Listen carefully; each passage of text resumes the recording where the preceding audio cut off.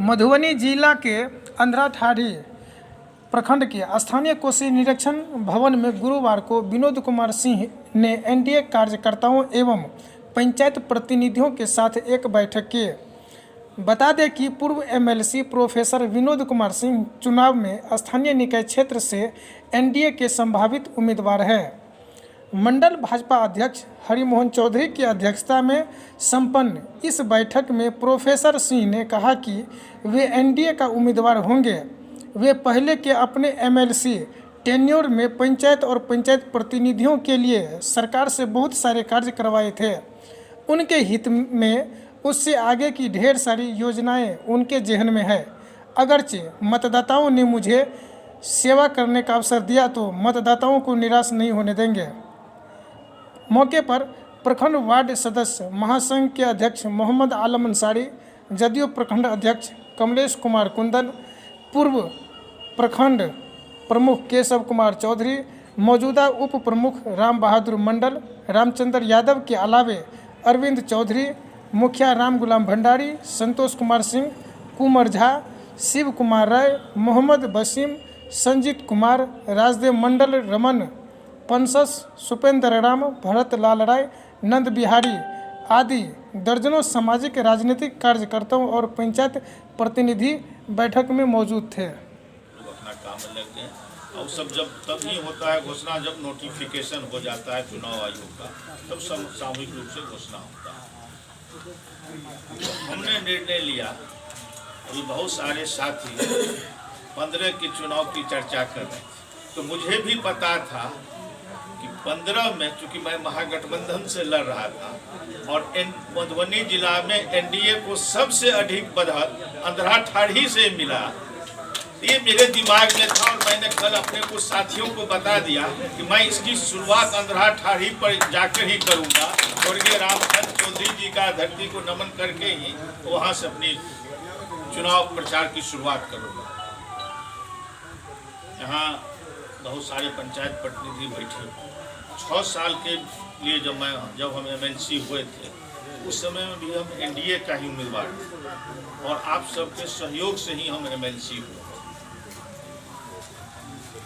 जब पार्टी ने हमको एनडीए ने प्रत्याशी बनाया था तो बहुत सारे साथी, आप जानते होइएगा, केशव भाई यहाँ हैं, हमारे बहुत पुराने मित्र, हम लोग का पारिवारिक संबंध रहा है, सब लोग जानते हैं। हम एक साधारण कार्यकर्ता थे और एक साधारण कार्यकर्ता को टिकट मिला। यह चुनाव किस तरह का होता है कोई छिपा हुआ नहीं है। यदि हमको माइनस कर दीजिए तो महागठबंधन हो या हम लोग का भी एनडीए भी, तो 23 के 23 लोग जो है बड़े बड़े व्यापारी ही उम्मीदवार हो। समाजवादी प्रवृत्ति का उम्मीदवार संपूर्ण बिहार में एक मैं ही, जिसका न कोई व्यापार है न कोई कारोबार है और 24 घंटा सामाजिक कार्य में हम लगे रहते हैं।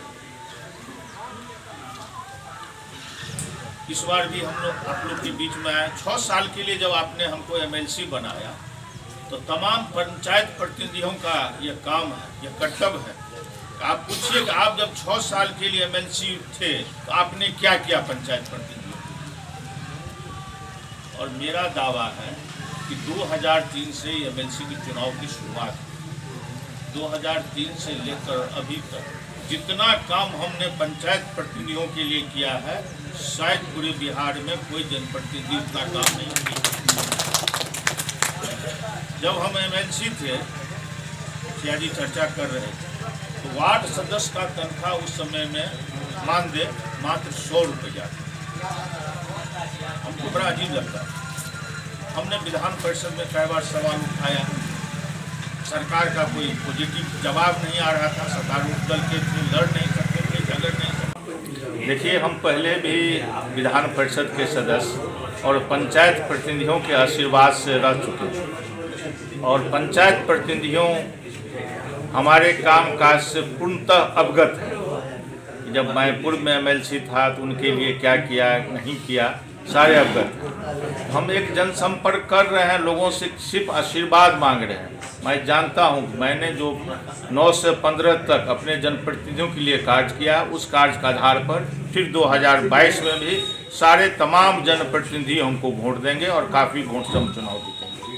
आप अपने जीत को लेकर के कितना आश्वस्त हैं? 110%।